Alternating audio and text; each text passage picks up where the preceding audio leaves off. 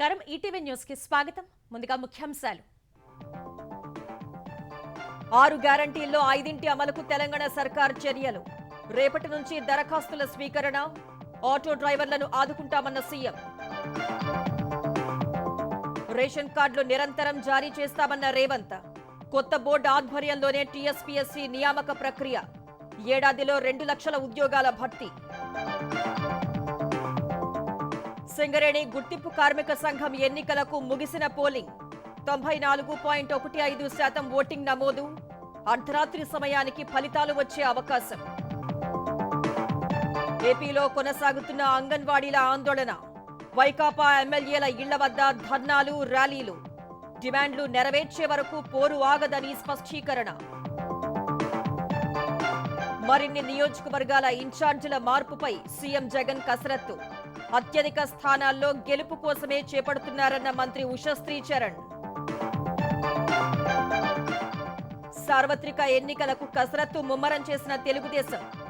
జనవరి 6 నుంచి పార్లమెంటరీ స్థానాల వారీగా చంద్రబాబు బహిరంగ సభలు. భారత్ న్యాయ యాత్ర పేరుతో రాహుల్ గాంధీ మరో యాత్ర. జనవరి 14 నుంచి మార్చి 20 వరకు పర్యటన. 14 రాష్ట్రాల్లోని 85 జిల్లాల్లో కార్యక్రమం.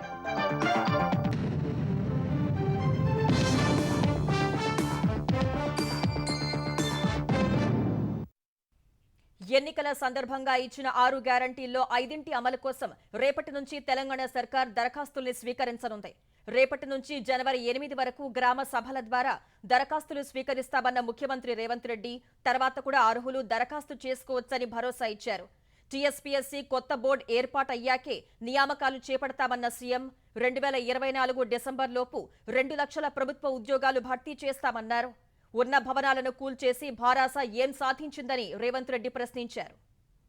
కాంగ్రెస్ పార్టీ ఇచ్చిన 6 గ్యారంటీల్లో 5 పథకాల అమలు కోసం స్వీకరించనున్న ప్రజాపాలన దరఖాస్తులను ముఖ్యమంత్రి రేవంత్ రెడ్డి సచివాలయంలో విడుదల చేశారు. అభయహస్తం 6 గ్యారంటీల లోగో పోస్టర్ను ఆవిష్కరించారు. మహాలక్ష్మి, రైతు భరోసా, గృహజ్యోతి, ఇందిరమ్మ ఇళ్లు, చేయూత పథకాలకు రేపటి నుంచి జనవరి 6 వరకు గ్రామ సభల ద్వారా దరఖాస్తులను స్వీకరిస్తామన్నారు. ఇప్పటి నుంచి రేషన్ కార్డుల జారీ నిరంతర ప్రక్రియ అని స్పష్టం చేశారు. ఈ రోజు ఏమేమి అడుగుతున్నో ఆ వివరాలు ఇవ్వండి. అవి కాకుండా మిగతా సమస్యలు వాళ్ళు విజ్ఞాపన పత్రాలు ఇచ్చుకోవడానికి సపరేట్ కౌంటర్ పెట్టినాం అక్కడ. అదేవిధంగా భవిష్యత్తులో కూడా నిజమైన లబ్ధిదారులు ఎవరైనా అప్లికేషన్ పెట్టుకోకపోతే తర్వాత ఎంపీడీఓ ఎంఆర్ఓ ఆఫీసులలో కూడా వాళ్ళు ఇవి తీసుకెళ్లి ఇచ్చుకునే అవకాశం కల్పిస్తాం. ఎందుకనంటే ఈ వారం రోజులు దాటితే మళ్ళీ అప్లికేషన్ పెట్టుకోవడానికి అవకాశం ఉందో లేదో, ఈ ఒకవేళ అప్లికేషన్ పెట్టకపోతే రాదేమో అన్న ఆందోళన చెందాల్సిన అవసరం లేదు. టీఎస్పీఎస్సీ కొత్త బోర్డు ఏర్పాటు చేసి ఏడాదిలోపు 2 లక్షల ఉద్యోగ ఖాళీలు భర్తీ చేస్తామని రేవంత్ రెడ్డి స్పష్టం చేశారు. ఉద్యోగ నియామక పత్రాలు ఇవ్వాలంటే తెలంగాణ పబ్లిక్ సర్వీస్ కమిషన్ కు చైర్మన్ ఉండాలి. చైర్మన్ లేకుండా ఈ ప్రక్రియ ఏది జరగదు, న్యాయపరంగా చెల్లదు, చట్టం కూడా అనుమతించదు. ఇప్పుడు ఉన్న చైర్మన్ గారు మిగతా సభ్యులు రాజీనామా పత్రాలు సమర్పించారు. నెక్స్ట్ 4-5 రోజుల్లో గవర్నర్ గారు వీటి విషయంలో నిర్ణయం తీసుకోబోతున్నారు. వారు నిర్ణయం తీసుకున్న ఎంబడే కొత్త బోర్డును నియామకాలు చేపడతాము. చేపట్టిన ఎంబడే పోటీ పరీక్షలు నిర్వహిస్తాము. డిసెంబర్ 9, 2024 లోపల క్యాలెండర్ డేట్ మేము రిలీజ్ చేసినాము. ఖచ్చితంగా సంవత్సరం తిరిగే లోపల 2 లక్షల ప్రభుత్వ ఉద్యోగ ఖాళీలను భర్తీ చేస్తాము. గత ప్రభుత్వం ఉన్న భవనాలను కూల్చడం వల్ల ఏం లాభం జరిగిందని ప్రశ్నించిన సీఎం 3 కోట్ల కంటే ఎక్కువ విలువైన కొత్త కార్లు కొనుగోలు చేసి విజయవాడలో దాచారని విమర్శించారు. కాడబిడ్డ వచ్చింది, అక్కడ దరఖాస్తు ఇచ్చింది, వీళ్ళు పరిష్కరించలేదు, నేను పరిష్కరిస్తున్నా, 1 లక్ష రూపాయలు ఇస్తున్నా అని కేటీఆర్ గారు ఎక్కడో టీవీలో పేపర్లో ఎక్కడో నాకు భలే సంతోషం అనిపించింది. నీ 1,00,000 కోట్లలో 1,00,000 రూపాయలు అన్న నీ మొడలు వంచి పేదోళ్ళకు వంచిపించిన ప్రజావాణి విజయవంతమైనట్టే కదా. కేటీఆర్ దగ్గర ఉన్నాయి 1,00,000 కోట్ల సంపాదనలో 1 లక్ష పోయినా మిగతాది ఉంది కాబట్టి మిగతాయి కూడా పంచాల్సిన పరిస్థితి, పంచిపించాల్సిన గత్యంతరం లేని పరిస్థితి వాళ్ళకు కల్పిస్తాం. తప్పకుండా పంచక తప్పదు. మా వాళ్ళు ఏం చెప్పిండ్రు, నిజంగా ఉపయోగపడే వాటి అన్నిటినీ కూలగొట్టి మళ్ళీ నిర్మించిండ్రని అన్నారు. ఫర్ ఎగ్జాంపుల్ ఈ సచివాలయమే తీసుకో. ఆ రాష్ట్రం తరలిపోయినాక మొత్తం మనకు ఉపయోగంలో ఉండి ఇంకా అవసరమైతే ఇంకా కొన్ని హాస్పిటల్స్కో కొన్ని ప్రభుత్వ కార్యాలయాలు కూడా ఎక్కడెక్కడ కిరాయికునో వాటి అన్నిటిని ఇక్కడ తరలించి పెట్టుకోవడానికి అవకాశం ఉండే. ఒకవేళ ఇది మీకు అచ్చిరాలే, దీన్ని ఏ ప్రభుత్వ ఆసుపత్రిగానో మార్చి కొత్త ఖాళీ జగాలో ఈ సచివాలయాన్ని కట్టినుంటే ఇది ఉపయోగపడుతుండే, అది ఉపయోగపడుతుండే. ఈరోజు వాళ్ళు తింటున్నారంటే అది రక్తపు కూడు, అది శ్వేతపత్రం కాదు. అంతెందుకు, నేను కొత్త బండ్లు కొనను, ఖర్చు పెట్టనని చెప్పిన. 22 కొత్త ల్యాండ్ క్రూజర్లు చెప్ప పెట్టకుండా కొని దాచిపెట్టిన కేసీఆర్. మూడోసారి కూడా వస్తాడు, అందరూ 22 అంటే ఆయనకు, ఆయన వంది మాగతులకు అందరికీ ఉండడానికి. ఇట్లాంటివి ఆయన సృష్టించిన సంపద. గత ప్రభుత్వం ఖజానాను ఖాళీ చేసి వెళ్లిందని ఆరోపించిన రేవంత్ రెడ్డి ప్రజావాణిలో వచ్చిన దరఖాస్తుల పరిష్కారానికి కృషి చేస్తామని వెల్లడించారు. కేంద్రం నుంచి రాష్ట్రానికి రావాల్సిన నిధుల విషయంలో గత ప్రభుత్వం తాత్సారం చేసిందంటూ ఉప ముఖ్యమంత్రి భట్టి విక్రమార్క చేసిన వ్యాఖ్యల్ని ఖండిస్తున్నట్లు భారాస సీనియర్ నేత వినోద్ కుమార్ చెప్పారు. తెలంగాణ సమస్యలపై ప్రధాని నరేంద్ర మోదీని CM Revanth Reddy, deputy CM Bhatti Vikramarka కలవటాన్ని స్వాగతిస్తున్నట్టు తెలిపారు. అయితే తెలంగాణ సాధించిన గొప్ప నేత కేసీఆర్ ను ఉద్దేశించి భట్టి చేసిన వ్యాఖ్యలు సరికాదని వినోద్ అన్నారు. సీఎం హోదాలో కేసీఆర్ ఎన్నోసార్లు ప్రధానిని కలిసి వినతులు అందించారని, రాష్ట్ర విభజన చట్టంలో ఉన్న అనేక సమస్యలు పరిష్కరించాలని కోరారని గుర్తు చేశారు. అలా కలిసిన ప్రతిసారి చూస్తామని చెప్పిన మోదీ ఒక్క రూపాయి కూడా ఇవ్వలేదని వినోద్ వివరించారు. నిన్న ఉప ముఖ్యమంత్రి గారు భట్టి గారు మాట్లాడుతూ ఏం చెప్పారు? గత 10 సంవత్సరాల్లో ఉన్నటువంటి ప్రభుత్వం ఆశ్చర్యం చేసింది. కేంద్ర ప్రభుత్వంతో రాబట్టవలసినటువంటి సమస్యల పైన మరి నిర్లక్ష్యంగా ఉంది అన్నట్టు వారి సందేశం ఇవ్వడం జరిగింది. దాన్ని మేము చూసి చూడనట్టు ఉన్నట్టయితే మౌనమే అంగీకారం అవుతుంది. కాబట్టి ముఖ్యమంత్రి గారు రేవంత్ రెడ్డి గారు, అదేవిధంగా ఉప ముఖ్యమంత్రి భట్టి విక్రమార్క గారు చేసినటువంటి వ్యాఖ్యానాలు తప్పనిసరిగా దాన్ని తీవ్రంగా ఖండిస్తున్నాం. రానున్న పార్లమెంటు స్థానిక సంస్థల ఎన్నికల్లో భారాస సత్తా ఏంటో చూపించాలని ఆ పార్టీ నేత ఎమ్మెల్యే హరీష్ రావు పిలుపునిచ్చారు. మెదక్, హవేలీ, ఘన్పూర్ మండల ముఖ్య కార్యకర్తలతో సమావేశమైన హరీష్ మెదక్లో భారాస ఓడటం దురదృష్టకరమని వ్యాఖ్యానించారు. పార్టీ ఓటమి చిన్న స్పీడ్ బ్రేకర్ వంటిదన్న హరీష్ లోక్సభ ఎన్నికల్లో రెట్టించిన ఉత్సాహంతో ముందడుగు వేద్దామని సూచించారు. స్థానిక ఎన్నికల్లో అన్ని పల్లెల్లో తిరుగుతూ కార్యకర్తలకు అండగా ఉంటానన్న హరీష్ కార్యకర్తలు, నాయకులు ఎవరూ అధైర్యపడవద్దని చెప్పారు. వాళ్ళ గోబల్స్ ప్రచారం గాని ఒకటో రెండో మన నిర్ణయాలు కావచ్చు, వాటిని సవరించుకుందాం, తప్పులను సవరించుకుందాం, ప్రజల ఆలోచనలకు అనుగుణంగా ముందుకు పోదాం. గతంలో కూడా మనం ఎన్నో జయాలు చూసినాం, అపజయాలు కూడా చూసినాం. ఇవన్నీ కూడా జీవితంలో ఒక భాగం అనుకోవాలి. గెలిచినప్పుడు మనమేమి విర్రవీగలేదు, ఓడిపోయినప్పుడు కుంగిపోవాల్సిన అవసరం కూడా లేదు. ఏది న్యాయమో ప్రజలకు అర్థమైతది. ఆ రోజు మళ్ళీ మన మంచి రోజులు వస్తాయి మన కోసం. అందువల్ల మీరందరూ కూడా మంచిగా ముందుకు పోండి. మన పార్టీ బలోపేతానికి, కార్యకర్తల్ని కాపాడడం కోసం అందరం కలిసికట్టుగా కృషి చేద్దాం. సింగరేణిలో గుర్తింపు సంఘం ఎన్నికల ఓట్ల లెక్కింపు కొనసాగుతుంది. ఈ సాయంత్రం 5ంటికి సింగరేణి ఎన్నికల పోలింగ్ ముగిసింది. సింగరేణి వ్యాప్తంగా 39,773 మంది కార్మిక ఓటర్లు ఉండగా 94.15% ఓటింగ్ నమోదైంది. దాదాపు అన్ని ప్రాంతాల్లో కార్మికులు ఉత్సాహంగా ఓటు వేశారు. 6 జిల్లాల్లో జరిగిన ఈ ఎన్నికల కోసం 84 పోలింగ్ కేంద్రాలు, 168 బ్యాలెట్ బాక్సులు ఏర్పాటు చేశారు. ఈ సాయంత్రం 5ంటికి పోలింగ్ ముగియగా 7 నుంచి ఓట్ల లెక్కింపు చేపట్టారు. మొత్తం 11 కేంద్రాల్లో ఓట్ల లెక్కింపు సాగుతోంది. ఈ అర్ధరాత్రి సమయానికి ఫలితాలు వెలువడే అవకాశం ఉంది. ఈ ఎన్నికల్లో 13 కార్మిక సంఘాలు పోటీపడగా ప్రధానంగా సిపిఐ అనుబంధ Singareni collieries workers union AITUC, Congress అనుబంధ Singareni collieries labour union INTUC, భారాస అనుబంధ తెలంగాణ బొగ్గుగని కార్మిక సంఘాల మధ్య పోటీ నెలకొంది. ఆంధ్రప్రదేశ్ అసెంబ్లీ ఎన్నికల్లో మళ్లీ గెలుపే లక్ష్యంగా పలు నియోజకవర్గాల్లో వైకాపా ఇన్ఛార్జీల మార్పుపై ముఖ్యమంత్రి జగన్ కసరత్తు కొనసాగుతోంది. ఇప్పటికే 11 అసెంబ్లీ స్థానాల్లో ఇన్ఛార్జీల్ని మార్చిన సీఎం జగన్ మరికొందరిని మార్చాలని నిర్ణయించారు. ఈ మేరకు ఇవాళ మరికొందరు మంత్రులు, ప్రజాప్రతినిధులకు ముఖ్యమంత్రి కార్యాలయం నుంచి పిలుపు వచ్చింది. విశాఖ జిల్లా చోడవరం ఎమ్మెల్యే కరడం ధర్మశ్రీ, శ్రీకాళహస్తి ఎమ్మెల్యే బియ్యపు మధుసూదన్ రెడ్డి, పాయకరావుపేట ఎమ్మెల్యే గొల్ల బాబురావు సీఎం కార్యాలయానికి వెళ్లారు. Nellore MP Adala Prabhakar Reddy, Penukonda MLA Shankaranarayana, Kadiri MLA Siddareddy, Rajam MLA Kambala Jogulu, Visakha south MLA Vasupalli Ganesh, Pendurthi MLA Adeep Raju, Denduluru MLA Abbaiah Chowdary camp కార్యాలయానికి వెళ్లారు. Emmiganur MLA Chennakesavareddy, Rayadurgam MLA Kapu Ramachandrareddy, Achanta MLA Srirangantharaju, Tadepalligudem MLA Kottu Satyanarayana, Madakasira MLA Thippeswamy, మంత్రి ఉషా శ్రీచరణ్ సీఎం క్యాంప్ కార్యాలయానికి వచ్చారు. ఎమ్మెల్యేలు, మంత్రులతో సీట్ల మార్పుపై సజ్జల, ధనుంజయ రెడ్డి చర్చించి వారి అభిప్రాయాలు తెలుసుకున్నారు. అనంతరం ఎమ్మెల్యేల అభిప్రాయాలను జగన్ కు వైకాపా ప్రాంతీయ సమన్వయకర్తలు వివరించారు. 2 రోజుల్లో ఇన్ఛార్జీల రెండో జాబితా ప్రకటించే అవకాశాలున్నట్లు వైకాపా వర్గాలు తెలిపాయి. మార్పులపై చర్చించినట్లు మంత్రి ఉషా శ్రీచరణ్ చెప్పగా ఆ ప్రస్తావనే తేలేదని కరడం ధర్మశ్రీ వివరించారు.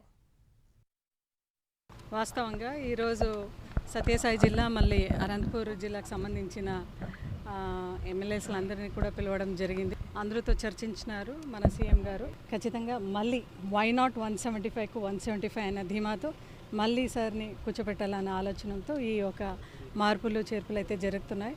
అండ్ ఎవ్రీబడి ఈజ్ పాజిటివ్గానే స్పందించినాం. మార్పులు చేర్పులు ఏదున్నా కూడా మేము సీఎం గారి మాటకి కట్టుబడి ఉంటాం. సీఎం గారు అయితే నన్ను అయితే కబురు పెట్టలేదు. ముఖ్యమంత్రి గారు అక్కడి నుంచి పోటీ చేయమంటే అక్కడి నుంచే చేయాలి కదా, చేస్తాను. అక్కడి నుంచే చేస్తాను. నేనైతే అక్కడి నుంచే అనుకుంటున్నాను. అవన్నీ గ్యాసిప్స్ అండి. అవన్నీ రియల్గా అయితే నా వరకు అయితే 100% అలా ఉండదు. ఆయన ఎక్కడి నుంచి పోటీ చేయమన్నా చెయ్యాలి. పార్టీగా ఇదిగా డెఫినెట్గా ఆయన ఏది చేయమంటే అది చేయడానికి సిద్ధమే. సార్వత్రిక ఎన్నికలకు తెలుగుదేశం అధినేత చంద్రబాబు ప్రచార పర్వాన్ని ముమ్మరం చేయనున్నారు. జనవరి 5 నుంచి పార్లమెంటు స్థానాల వారీగా చంద్రబాబు బహిరంగ సభలు నిర్వహించనున్నారు. 25 పార్లమెంటు స్థానాల్లో 25 బహిరంగ సభలు నిర్వహించేలా ప్రణాళికలు సిద్ధం చేసుకుంటున్నారు. బహిరంగ సభను ఏ అసెంబ్లీ స్థానం పరిధిలో ఎక్కడ నిర్వహించాలో కార్యక్రమాల నిర్వహణ కమిటీ కసరత్తు చేస్తోంది. జనసేన అధినేత పవన్ కళ్యాణ్తో కలిసి 2 ఉమ్మడి బహిరంగ సభలు నిర్వహించాలని ఇప్పటికే ఇరు పార్టీల అధినేతలు నిర్ణయించారు. తిరుపతి, అమరావతిలో జరిగే ఈ సభల్లో ఒకచోట పూర్తి స్థాయి ఉమ్మడి మేనిఫెస్టోను ప్రకటించనున్నారు. వైకాపా శాసన మండలి సభ్యులు చెన్నుపోయిన వంశీకృష్ణ జనసేనలో చేరారు. వంశీకృష్ణను ఆయన అనుచరుల్ని పవన్ జనసేనలోకి స్వాగతించారు. వైకాపాలోని కొంతమంది చర్యల వల్ల తాను పార్టీని వీడుతున్నట్లు వంశీకృష్ణ స్పష్టం చేశారు. వంశీకృష్ణ రాష్ట్ర స్థాయి నేతగా ఎదిగేందుకు తన వంతు సహకారం అందిస్తానని పవన్ కళ్యాణ్ తెలిపారు. నియోజకవర్గం దృష్టితో చూడట్లేదు. అలాంటి బలమైన వ్యక్తులు రాష్ట్రానికి చాలా అవసరం. ఈ ఎన్నికలు ఆంధ్రప్రదేశ్ భవిష్యత్తుని నిర్దేశించే ఎన్నికలు. వైసీపీకి దాదాపు ఆవిర్భావం నుంచి ఆయన పనిచేసిన వ్యక్తి. మీ అందరి ఆశలు కూడా ఉత్తరాంధ్ర అభివృద్ధి కానీ మీ వ్యక్తిగతంగా మీరు ఎదగడంతో పాటు ఉత్తరాంధ్ర అభివృద్ధి, రాష్ట్ర అభివృద్ధిని ఆకాంక్షించే మీరు చేశారు. అది ఎంతవరకు జరిగింది అనేది మీకు అందరికీ తెలుసు. కానీ మీ ఏ ఉద్దేశం కోసం అయితే మీరు రాజకీయాల్లోకి వచ్చారు, ఏ ఉద్దేశం కోసం అయితే ఒక పార్టీని యువరాజ్యం తర్వాత మళ్ళీ మీరు నమ్ముకొని వైఎస్ఆర్సీపీలోకి వెళ్ళి చాలా అండగా నిలబడిపోయారు. నేను మీరు ఇంత మాత్రం ప్రేమ నమ్మకం చూపిస్తే దానికి నేను 100 చేసేవాడిని. దేశంలో ఏ వ్యవస్థ అయినా రాజ్యాంగబద్ధంగా నడుచుకోవాల్సిందేనని సెంటర్ ఫర్ డెమోక్రసీ సిఎఫ్డి త్రిసభ్య కమిటీ సభ్యులు చెప్పారు. సిఎఫ్డి నేతృత్వంలో విశాఖలో రౌండ్ టేబుల్ సమావేశం జరిగింది. ఈ సందర్భంగా సమాజంలో వివిధ వర్గాలు ఎదుర్కొంటున్న సమస్యల్ని త్రిసభ్య కమిటీ సభ్యులు తెలుసుకున్నారు. కొత్తగా విడుదలయ్యే జాబితాలో ఓటు లేకపోతే మళ్లీ నమోదు చేసుకోవాలని ఈ సందర్భంగా సిఎఫ్డి త్రిసభ్య కమిటీ సభ్యుడు నిమ్మగడ్డ రమేష్ సూచించారు. రాష్ట్రంలో ఎంతో మంది ఓట్ల తొలగింపు అనే సమస్యని ఎదుర్కోబోతున్నారు. కొత్త ఓటర్స్ లిస్ట్ అయితే వస్తుంది.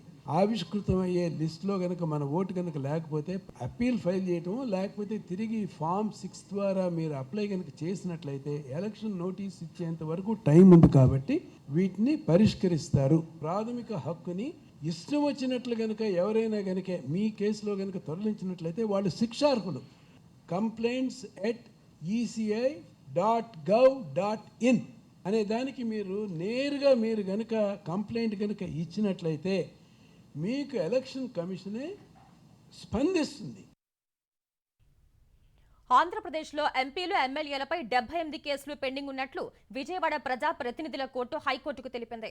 ప్రజా ప్రతినిధులపై కేసుల విచారణ వేగంగా చేయాలని సుప్రీంకోర్టు ఆదేశాల మేరకు ఏపీ హైకోర్టు సుమోటోగా విచారణ చేపట్టింది. ఈ కేసులపై ట్రయల్ త్వరగా చేయడానికి అవసరమైన చర్యలు, అదనపు వివరాలు ఉంటే తెలపాలని హైకోర్టు అడ్వకేట్ జనరల్ను ఆదేశించింది. తదుపరి విచారణ రేపటికి వాయిదా వేసింది. ఆంధ్రప్రదేశ్ ప్రభుత్వంతో జరిపిన చర్చలు విఫలం కావడంతో అంగన్వాడీలు పోరాటాన్ని ఉధృతం చేశారు. డిమాండ్లు నెరవేర్చాలంటూ ఎమ్మెల్యేల కార్యాలయాలను చుట్టుముట్టారు. బాపట్ల ఎమ్మెల్యే కోన రఘుపతి ఇంటి ముట్టడికి అంగన్వాడీలు, ఆయాలు యత్నించగా పోలీసులు అడ్డుకున్నారు.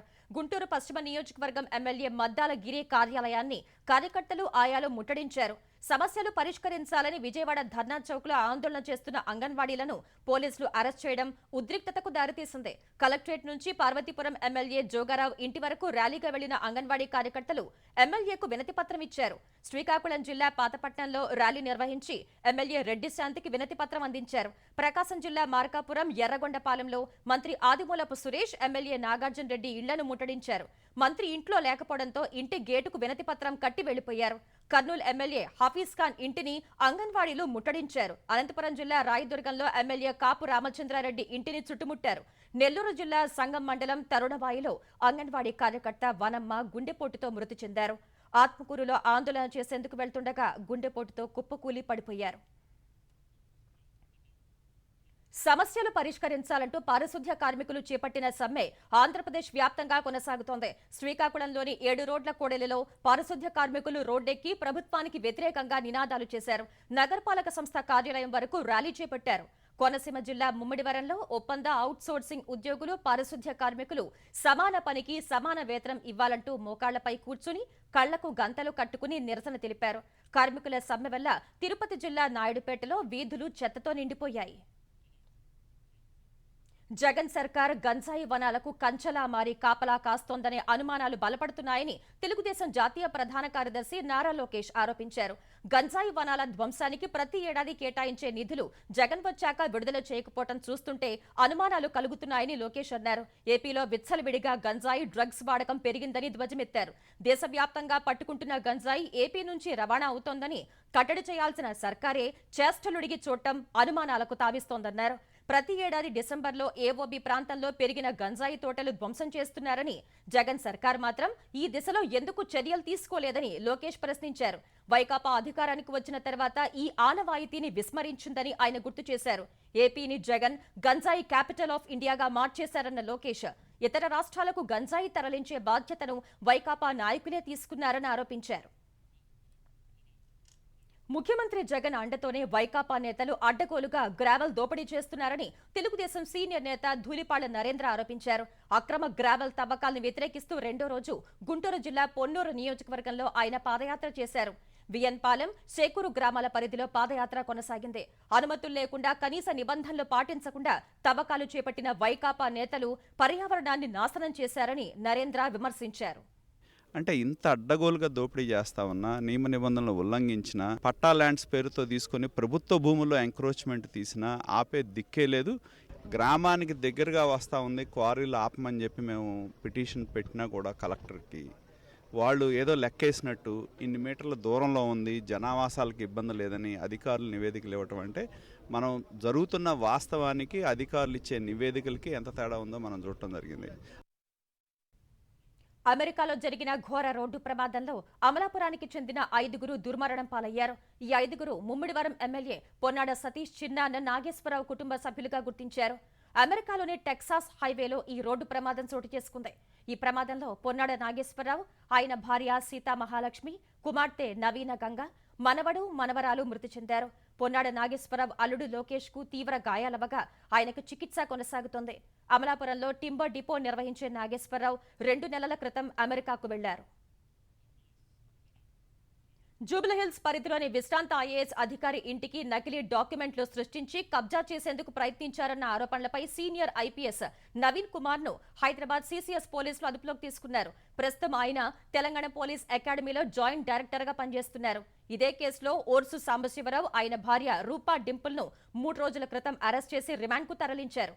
2014లో జూబ్లీహిల్స్లోని తన ఇంటిని 5 ఏళ్లు అద్దెకిచ్చే విధంగా ఒప్పందం చేశామని, 2019లో ఒప్పందం ముగిసిన తర్వాత ఇంటిని ఖాళీ చేయమంటే నవీన్ కుమార్ నిరాకరించినట్లు విశ్రాంత ఐఏఎస్ భన్వర్లాల్ భార్య మణిలాల్ ఫిర్యాదు చేశారు. నకిలీ డాక్యుమెంట్లు సృష్టించి సంతకాన్ని ఫోర్జరీ చేశారని, తమ ఇంటిని కబ్జా చేయాలని చూస్తున్నారని మణిలాల్ గత నెల 17న నవీన్పై ఫిర్యాదు చేశారు. పోలీసుల విచారణ తర్వాత ఇంటికి బయలుదేరిన నవీన్ కుమార్ నిజానిజాలు త్వరలోనే బయటకు వస్తాయని నవీన్ చెప్పారు. కాంగ్రెస్ అగ్రనేత రాహుల్ గాంధీ మరో యాత్ర ప్రారంభించనున్నారు. భారత్ న్యాయ యాత్ర పేరుతో తూర్పు నుంచి పశ్చిమ దిశగా యాత్ర చేపట్టనున్నారు. జనవరి 14న మొదలయ్యే ఈ యాత్ర మార్చి 20 వరకు కొనసాగుతుందని కాంగ్రెస్ తెలిపింది. మణిపూర్ నుంచి ముంబై వరకు 6200 కిలోమీటర్లు రాహుల్ యాత్ర సాగుతుందని వెల్లడించింది. ఈసారి నడక సహా బస్పై యాత్ర ఉంటుందని తెలుస్తోంది. యువత, మహిళలు, అణగారిన వర్గాల ప్రజలతో రాహుల్ మమేకమవుతారని కాంగ్రెస్ పేర్కొంది. భారత్ న్యాయ యాత్ర మణిపూర్, నాగాలాండ్, అసోం, మేఘాలయ, పశ్చిమ బంగాల్, బీహార్, జార్ఖండ్, ఒడిశా, ఛత్తీస్గఢ్, ఉత్తరప్రదేశ్, మధ్యప్రదేశ్, రాజస్థాన్, గుజరాత్ మీదుగా మహారాష్ట్ర చేరుకుంటుందని తెలిపింది. ఈ యాత్ర 14 రాష్ట్రాల్లోని 85 జిల్లాల్లో సాగుతుందని కాంగ్రెస్ ఓ ప్రకటనలో తెలిపింది. గత ఏడాది సెప్టెంబర్ 7 నుంచి ఏడాది జనవరి 30 వరకు భారత్ జోడో యాత్ర పేరుతో రాహుల్ గాంధీ కన్యాకుమారి నుంచి కశ్మీర్ వరకు సుదీర్ఘ పాదయాత్ర చేశారు. దాదాపు 5 నెలలు 4000 కిలోమీటర్ల మేర ఈ యాత్ర కొనసాగింది. కర్ణాటక వ్యాప్తంగా దుకాణాలు కార్యాలయాల పేర్లు కన్నడలోనే ఉండాలని కన్నడ రక్షణ వేదిక బెంగళూరులో నిరసన చేపట్టింది. వాణిజ్య దుకాణాలు తమ సైన్ బోర్డులో 60% కన్నడలో ఉంచాలని నిన్న బృహత్ బెంగళూరు మహానగరపాలిక ఆదేశించింది. అందుకనుగుణంగా ఇవాళ కన్నడ రక్షణ వేదిక ఆంగ్ల హిందీ అక్షరాలతో ఉన్న దుకాణాల వద్ద నిరసన చేపట్టింది. సైన్ బోర్డు మార్చుకోవడానికి దుకాణాలకు ఫిబ్రవరి 28 వరకు సమయం ఇస్తామని బృహత్ బెంగళూరు మహానగరపాలిక కమిషనర్ తుషార్ గిరినాథ్ తెలిపారు. ఫిబ్రవరి 28 తర్వాత కూడా దుకాణదారులు ఆంగ్లం హిందీలో సైన్ బోర్డుల్ని ఉంచితే చట్ట ప్రకారం చర్యలు తీసుకుంటామన్నారు. దుకాణాల లైసెన్సుల్ని రద్దు చేస్తామని చెప్పారు. దుకాణాల సైన్ బోర్డులు మార్చుకోవడానికి మరో 2 నెలలు గడువు ఉన్నప్పటికీ కన్నడ రక్షణ వేదిక ఇప్పుడు ఆందోళనలకు దిగింది. క్రిస్మస్ వేళ తనను కలిసేందుకు వచ్చిన విద్యార్థుల వీడియోను ప్రధాని నరేంద్ర మోదీ సామాజిక మాధ్యమం ఎక్స్లో పంచుకున్నారు. కశ్మీర్కు చెందిన 250 మంది విద్యార్థులు క్రిస్మస్ రోజున తన నివాసం కార్యాలయంలో కలియ తిరిగిన వీడియోను మోదీ ఎక్స్లో పోస్ట్ చేశారు. ప్రధాని కార్యాలయం, మంత్రివర్గ కాన్ఫరెన్స్ రూమ్లు, వివిధ గదుల్ని విద్యార్థులు సందర్శించినట్లు ఆ వీడియోలో ఉంది. ఇది గొప్ప అవకాశమని విద్యార్థులు సంతోషం వ్యక్తం చేశారు. ప్రధాని నివాసం సందర్శన తర్వాత విద్యార్థులు క్రిస్మస్, కొత్త ఏడాదికి స్వాగతం పలికే పాటల్ని మోదీకి వినిపించారు.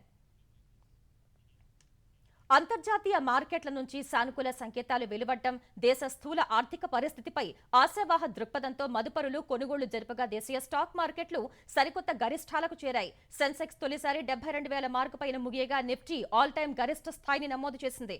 వరుసగా 4వ సెషన్లోనూ వృద్ధి చెందిన సెన్సెక్స్ ఇవాళ 702 పాయింట్ల లాభంతో ముగిసింది. ఈ ఉదయం 71,492 పాయింట్ల వద్ద ప్రారంభమైన బీఎస్ఈ సూచి ఆరంభంలో తీవ్ర ఊగిసలాట ధోరణిని కనబరిచింది.